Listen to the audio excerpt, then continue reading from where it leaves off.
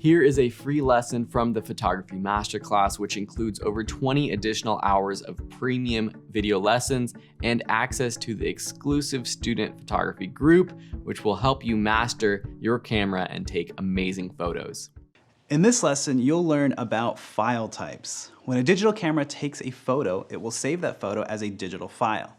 You can change the type of file your camera saves in your camera settings. But what do those file types actually mean? And what are the advantages and disadvantages to each of them?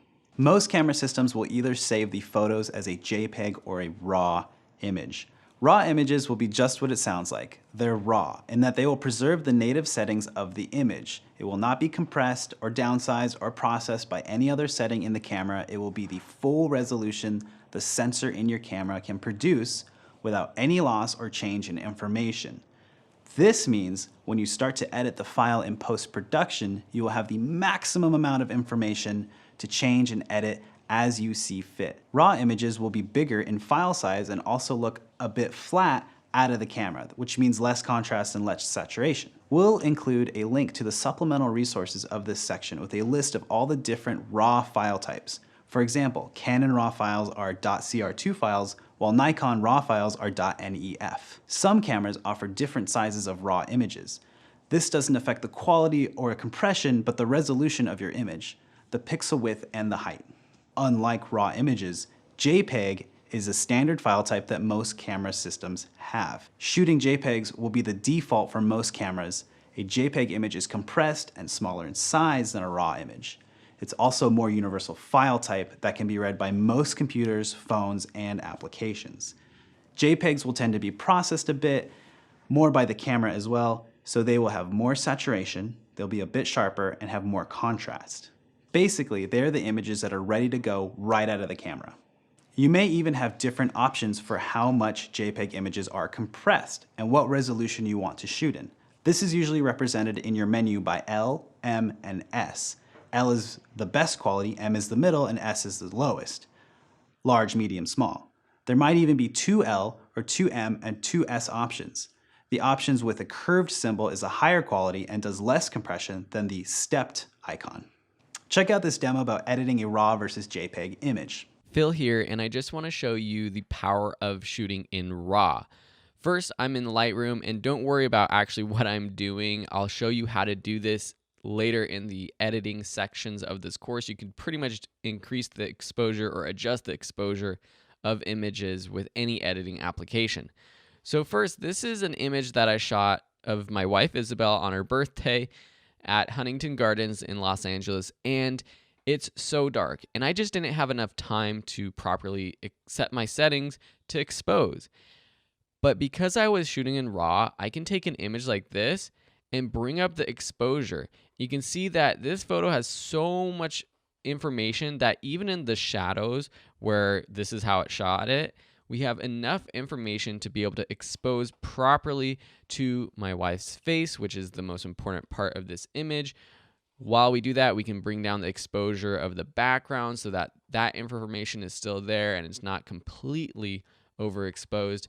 And this is what you can do with a RAW image: before, after, before, after.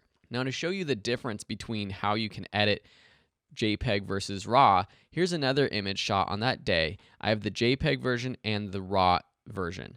Way too overexposed. So what I would typically do is drop the exposure. Now this is of the JPEG photo. And again, I'm trying to expose to their face, which is the most important part. Here is about where their face is naturally exposed best.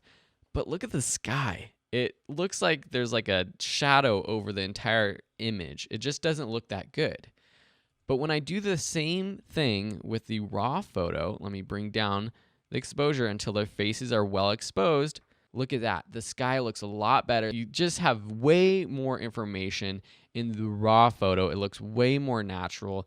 And I haven't even done any specific adjustments to the highlights or the shadows. This is just a general overall exposure increase or decrease. And you can see that by editing in RAW or having the RAW version, It gives you so much more room to play with. There are pros and cons to shooting either of these formats, but as a general rule, shooting in RAW will get you the most out of your camera and photos. It is the preferred method for professional photographers because of just that. They get the most out of their camera.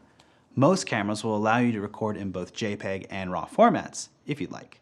The benefit of doing this is so that you can quickly use the JPEG versions for reviewing or sharing online. At the same time, you'll have the RAW version for archival purposes and editing later on. Here are some tips for shooting in RAW. We will always be shooting in RAW if we can. Here's an example of what a RAW image looks like straight out of the camera versus what a JPEG image looks straight out of the camera. You can see how the RAW image is more flat and ready for post-editing, while the JPEG image is already processed. When you shoot in RAW, you have to be prepared to edit your photos to make them the best they can be. You will always need to make sure that you have enough card space. RAW images will take up the maximum amount of pixels and information your camera is capable of, so having a small size data card may not be enough if you're out exploring. Make sure to check how many photos you can get out of your SD card or whatever card you have in RAW mode before deciding to shoot RAW or buying a new bigger card. You can do this by putting your card in your camera, switching your file type over to RAW, and checking the photo number on your screen. Here's a demo of how to do that. So I'm gonna go ahead and turn my camera on here, and you can see in the upper right corner, it says I have 1,714 photos left. Now right now it's in JPEG fine mode.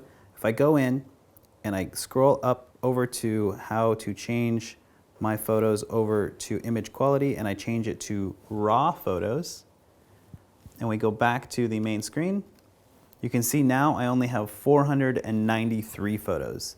You can also look up your specific camera online or check the manual. When shooting RAW, you will have to make sure your computer/post-editing software will be able to read your specific type of camera RAW.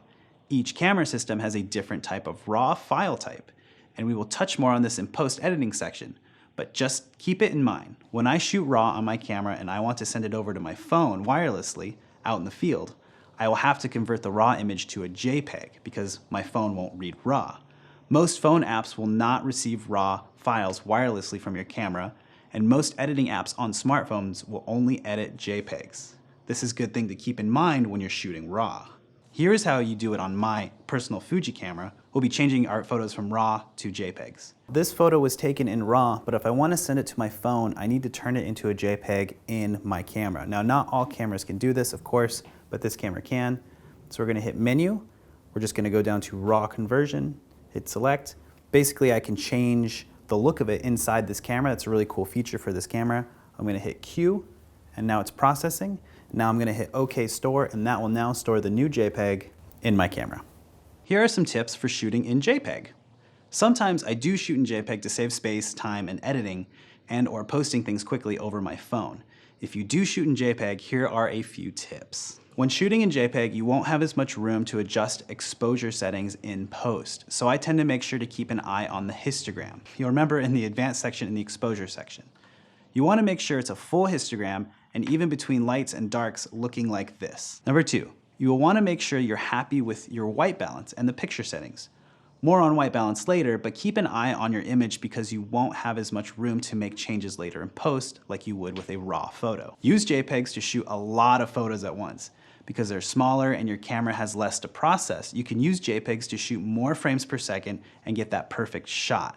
Especially in sports, if you want to shoot a lot of photos at once and your camera processor may not be as high or professional, use JPEGs to shoot quickly.